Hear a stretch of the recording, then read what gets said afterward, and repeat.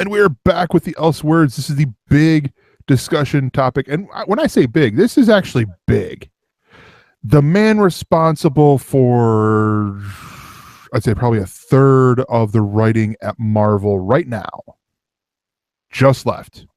The guy who has written almost every mainstream Marvel title except for one, and that's because it is not being published currently and isn't allowed on the docket, according to rumors, and that would be Fantastic Four. And the guy who created characters and made characters relevant again to a point where they are showing up in the Netflix shows.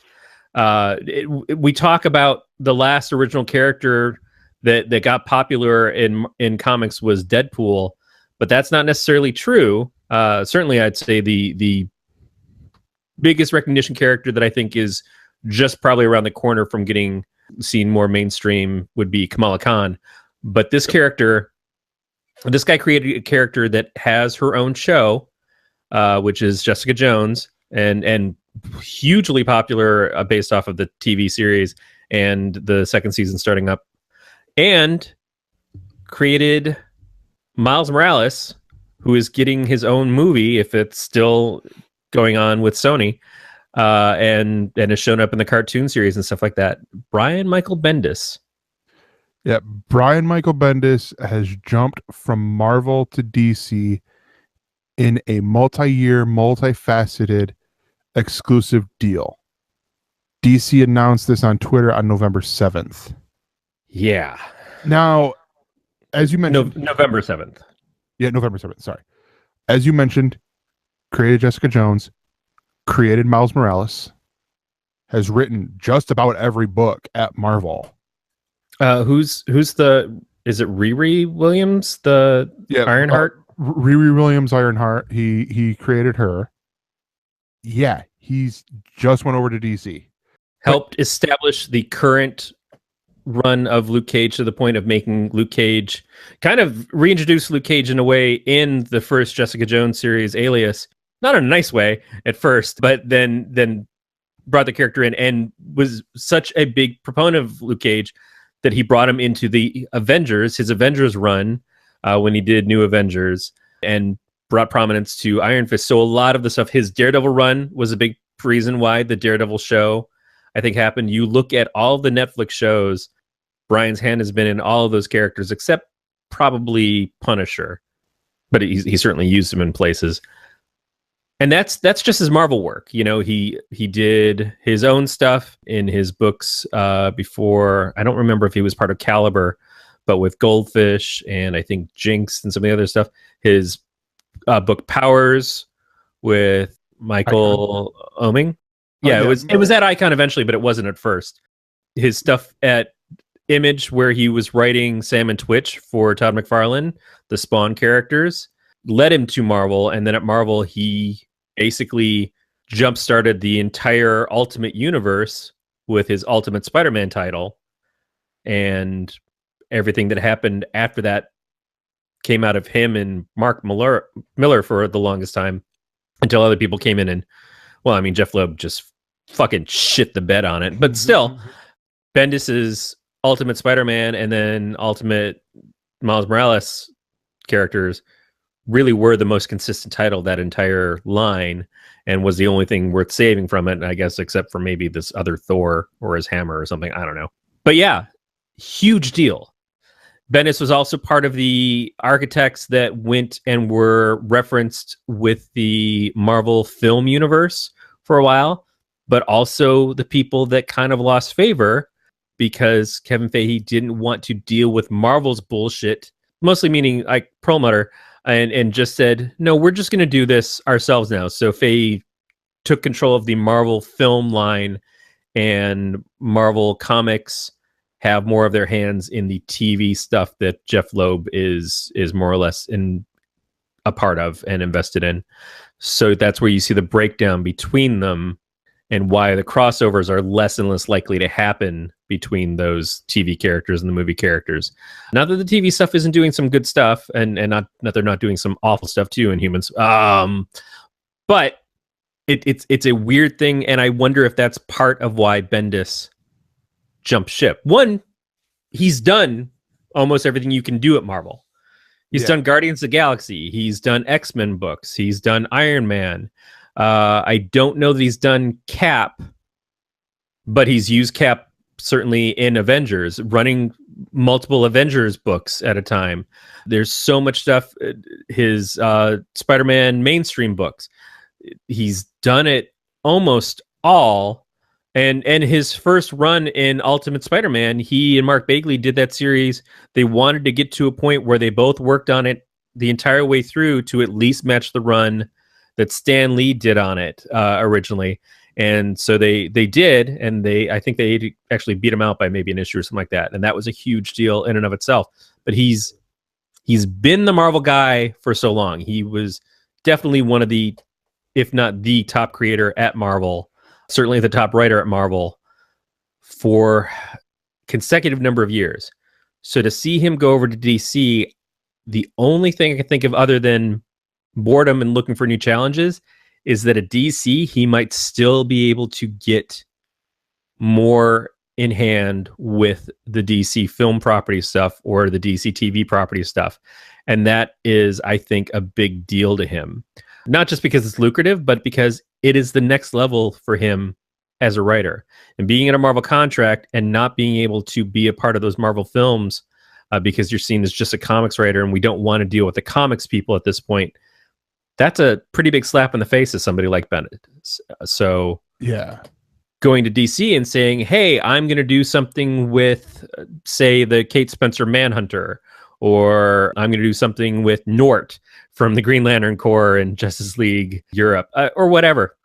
But making something big and making a splash. And his name on a property, no matter what it is going to be a big thing at first, no matter what it is.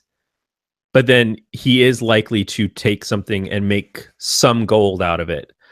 And you can say what you want about Bendis' writing style and how he works in some books, but on other books, especially team books, all his characters start to sound alike. But he's been a hugely successful and a hugely influential writer. He's the reason why I first got scripting software. I think he was the reason why I first learned about Scrivener as a writing software and taking the stuff from Scrivener and then loading it up into the script writing software to clean it up. But he came in with a different writing style than what other people were doing. He wrote more like TV scripts and movie scripts than the Marvel style, which was plot, let the people draw the pages, and then come back and dialogue over it. He didn't do that. He wrote full script. So it'll be interesting to see what DC can do with him and what DC can do for him. But it's also interesting to see what is Marvel going to be like without him. Yeah. So I know he's currently writing, I think he's doing Iron Man. He's doing both Iron Man series. He's doing the Doom one.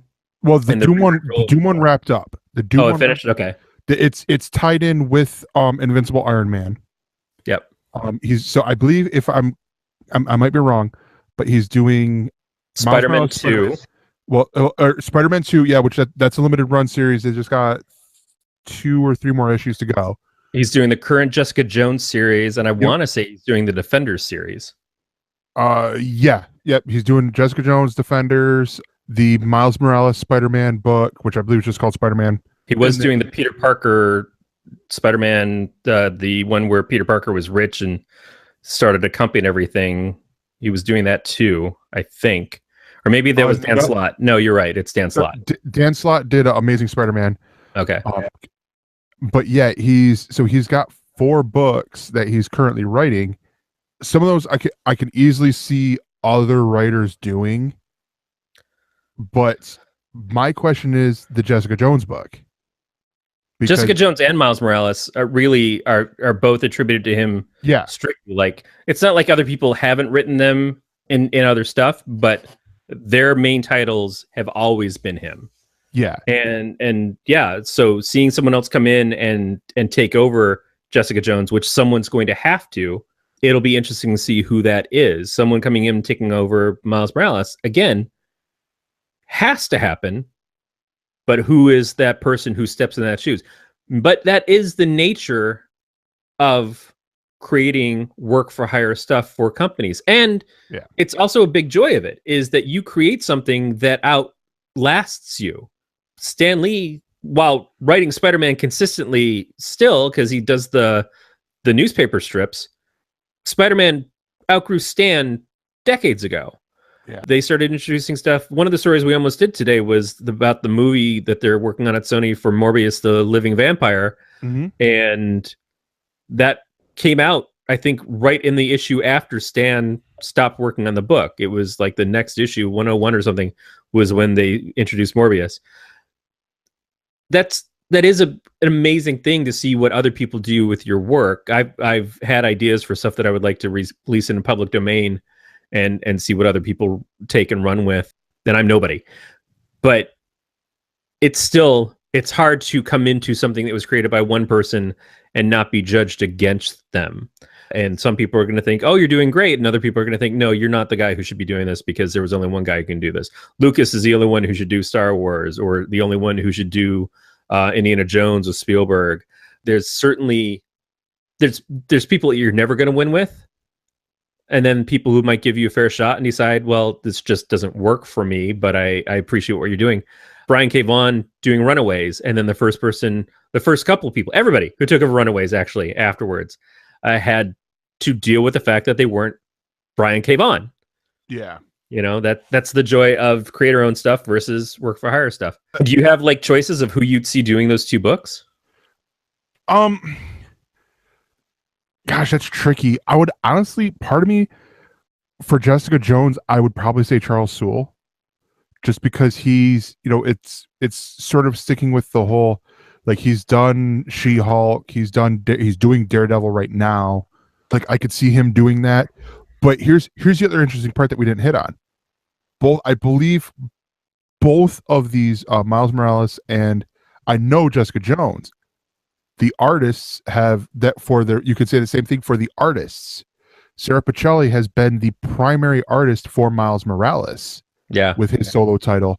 And Michael Gaydos over on the Jessica Jones side has been, he is one of the creators of Jessica Jones. Yeah. And all that.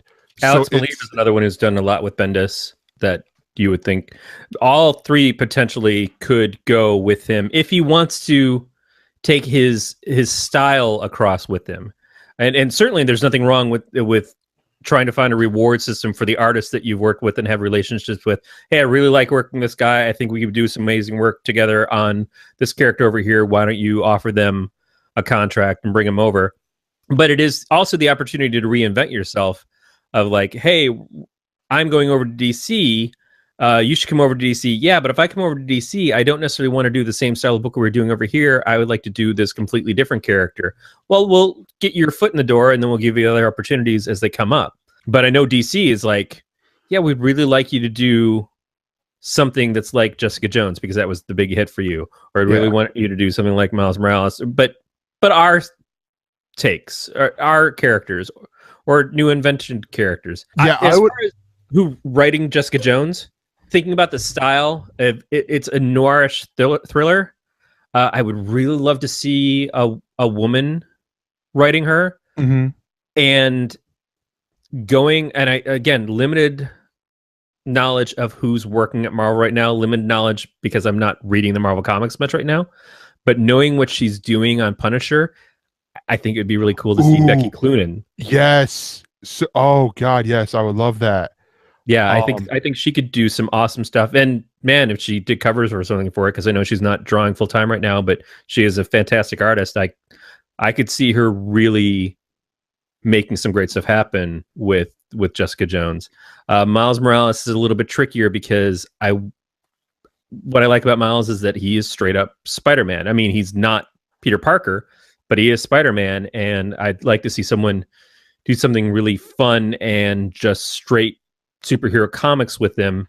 And man, who would that be is the question. I could see Chip Zdarsky doing that. Zdarsky would be fun. Zdarsky would definitely be fun because he's currently doing a Spider-Man book. He's doing Peter Parker, the Spectacular Spider-Man. If they could steal him, man, Christopher Priest Because Christopher Priest is just, to me, one of the ultimate comic book writers in general, and what he's doing on Deathstroke, I hear, is incredible right now, kind of making him more heroic, and the stuff that he's doing with the crossover with Teen Titans and everything, and some of those characters. But I've liked Priest for a long time. I've always liked Peter David, Kurt Busiek, because he's so purely comic book would be great. But it's hard for me to think about who's there right now. I mean, Dan Slott is obviously the Spider-Man lead right now. Yeah, Dan Slott's doing Amazing Spider-Man right now. And what he could do with Miles could be really good. Yeah. But I just worry that it might feel like a rehash because he's been so Peter Parker for so long, and Miles is likely to share a lot of characters and stories that it just might be the same things over again. Yeah, the other one I would actually throw out there too. I think you said Peter David. He's doing Ben Reilly, Scarlet Spider. Yeah, right now with Marvel. But the other one that she's joining this book, at least because I got the previews issues coming out for January. But she's doing Amazing Spider-Man Renew Your Vows. So this is alternate universe with or Peter and MJ are still married and they still have their kid. And they have Annie, their kid, who is now, I believe in this next, or the issue that came out this month, she's aged 8 years, like they've time jump 8 years into the future. But Jodie Hauser, I could see she's currently doing over at DC Mother Panic. Oh yeah. And that's, I don't know, there's honestly a lot of people that I could see. Okay, I will say this, and I do not mean it to sound bad. One person I don't think I would want to see is Ed Brisson. He's doing Iron Fist and a few other books. And it was just like, Old Man Logan's another one. I think he's doing the Old Man Hawkeye book that's coming out in January. I'm not the biggest fan. Like I dropped Old Man Logan because I'm like, I like the story that they were telling before, that Jeff Lemire was telling, and then he left, and I was enjoying the books a little bit, but I'm like, Maestro, yay, sort of deal. But no, I honestly look at this, going back to the Brian Michael Bendis side of things here. I hope he's able to sort of do some revitalization on the DC side of things here. Well, what would you like to see him, if we're talking about putting Bendis into a book where it just seems like safe bet, solid fit, going to sell a lot of issues? Where do you put Bendis? Part of me would want to say Batman. But that seems like Batman seems very obvious because it seems like that's his style point and everything. And is that exciting to go from having done Daredevil for such a good number of years and that dark, gritty kind of thing? Like certainly a GCPD kind of book, but we've already had GCPD before. And so he'd just not necessarily be stealing from Rucka, but it would be like that was Rucka's book. And Bendis makes sense on it, or any caveat of those type of characters. A Question series, be it Renee Montoya or Vic or whoever in the role. I was joking around when I said the Kate Spencer Manhunter, but now that I think about it, I'm like, that would be really cool. Chase was another one, but those are lesser characters. Certainly, if you want to get him into a big book, he's done space operatic with Guardians of the Galaxy, so you could get him in a Green Lantern. That was what I was thinking of, was Green Lantern, because I mean, I could see not so much the space opera, but I could see it with him in the ability. Like in any one of these, I would sort of want to see a character he creates in this. So Green Lantern would be a good, interesting one, because I mean, they have, they create new Green Lanterns from Earth all the time. There's part of me that would like to see, them do a Red Lanterns or a Sinestro Corps book, taking from one of the other Lantern Corps in here. I'd be interested to see what he does with Dr. Fate. I would like to see him do Black Lightning. Yeah. For a couple of reasons. One is Black Lightning has a TV series coming up. And so someone needs to do that book to be not necessarily a tie into the series, but to be the representation of the character in comics while that TV series is going. Second, one of the things about Brian Michael Bendis, if you know his background at all, is that he has a daughter who is mixed race. Mhm. And so I think that he could be very interesting to write, not only from the perspective of race for the character, but also from the fact that the character is a father in the comics. I don't know if he is currently in the whatever version of the DC universe we're in now. With Rebirth, I haven't seen him in there. But if we're talking about tying it into the TV series, then they should, because that is something they're planning to explore at the TV series. So I will that's add, yeah. Go ahead. I will add one more.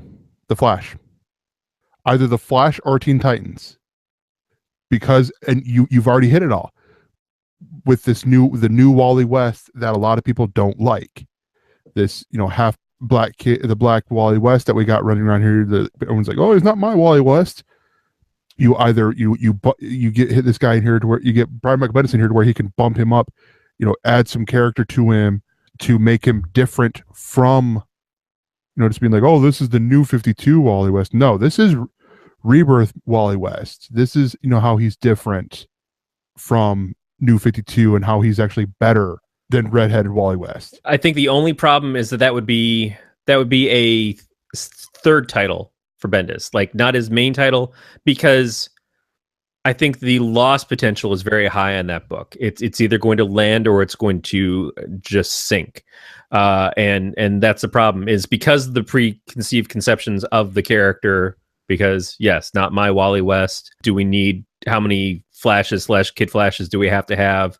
That sort of thing is part of it. It would be the same thing with Cyborg. Cyborg is someone that he could probably do great things with, but the audience has shown over and over again that they are not there for Cyborg in a solo series yet. I could see, honestly, with Cyborg, I could see doing something more like what Marvel is doing with Falcon and Black Panther, with getting Ta-Nehisi Coates and Rodney Barnes, like getting like prominent black authors writing them, which they did with Cyborg.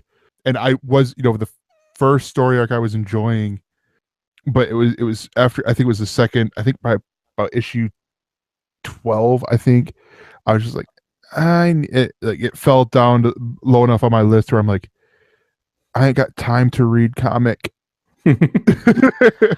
Yeah, Cyborg is, I think, always going to be a hard sell, because just the name is so old-fashioned. There's nothing exciting about the ideas of the character at this point. It's old hat character that never got his due. Worked great in a team. Worked great because of the relationships in Teen Titans back in the day. Not so much because the character himself as a power set was cool. And it's so hard to write a character that is non-human but is also very human at the same time, and is dealing with the differences and the disabilities and stuff. It to make it interesting in a comic series all about that one character stuff. The other thing is Bendis on a team book, we're again at the challenges of, does the dialogue feel like everybody's talking the same voice? And while that is not necessarily the most fair complaint, there are times when it's like, I've seen a lot of talking heads in a Bendis Avengers comic. Everybody's sitting there and it's like an episode of The Office. Everyone's just sitting there talking to the screen, and it's just, you can't tell the difference of the characters if you weren't looking at the picture that was drawn next to it. So, but if I was going to give him a team book, and if it was a team book that desperately needs a big name creator to come in and make a splash on it, at this point in time, it would probably be Legion of Superheroes. The other one would be Justice Society of America, but I don't see him doing that because it's so much of a legacy thing, and I think they really need to figure out what JSA is. But Legion of Superheroes needs to come back, and I think is coming back, and the timing is there that they could come back at this point. It's just a question of whether he's going to be on it or if Jeff Johns is going to be on it. But yeah, as far as single characters, I lean towards Black Lightning, but I know that's not a big selling point. So does he go Superman? Does he go Wonder Woman? What of our big seven do we give him? Yeah, Batman just makes the most sense. It's such a safe bet, but that's kind of what you want, that launching out point of like, yeah, Brian Michael Bendis came over from Marvel and he's now the writer on our #1 selling book. Well, Batman's already been your #1 selling book for a long time, and it's been on the top of the charts every month for for years between Tom King or Scott Snyder or whoever. Yeah, but Bendis is writing it.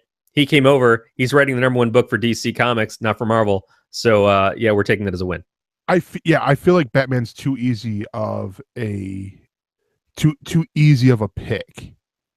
In all honesty, well, you first Showboat and then you get Brave, and he's not going to write one book. It's Bendis. You know, he can't. He'll launch 100 projects at Vertigo that will never come out. You'll get 2 issues and then they'll disappear off the racks, like all his Icon stuff. But yeah, that's the thing too, is that the Icon stuff was always like, oh, we're letting Bendis do this and we're letting Miller do this because it's Bendis and Miller and because they've made us billions of dollars. But the Icon stuff was never a big driver. Vertigo is still looking for that sense of like, what are we now compared to what we were in the 90s? And while Gerard Way is doing stuff with his own imprint, maybe Bendis gets an imprint. Maybe he gets something like that. And it's easily possible. And especially if he brings artist talents over, yeah, that's not only possible, it's likely because of the level that we're talking about here. But maybe he just wants to play with the DC stuff. Maybe he does one of a third Justice League book, and he picks and chooses the characters that he wants to put onto it, and it's like the Secret Avengers of the DC universe. Who knows? That could be exciting. Or he goes full scale, like Lex Luthor's a good guy who walks a fine line, and we're going to use my bald head as the model for the character in the books. The only other thing that I want to say in relation to this is not exactly about this, but it is an announcement that I saw today, and it is Marvel is not themselves ignoring getting talent, bringing in new talent. So I'm only really bringing this up because he's a friend. He's someone that I've liked for a long time. Ron Richards was hired by Marvel, got announced today. Yeah, I know you look surprised. You didn't see it. I posted it in the Slack. Ron Richards is now the VP managing editor of new media for Marvel Comics. He's apparently been working in the offices since October, which is funny because he just got married too. So he's been sneaking around a lot of stuff behind the scenes. Wow. Ron used to work for Image Comics. I ran into him when I was at the Image Expo a couple years ago, and he stopped by and kind of like chatted with me a little bit. And just always one of my favorite people anyways. Also co-founder of iFanboy, and he's done a lot of stuff with Drop Kitchen, Graphically, and Revision 3. So now a Marvel guy. And I know not on the creative front as much, but new media is something that is a big deal for all of these companies. And how do we get into these new places for these new eyes to find us? And I think he's a definitely solid choice to have in that role. So I'm excited for him. For more on this Galactic Network podcast, go to gncast.com. That's GNCASTS.com.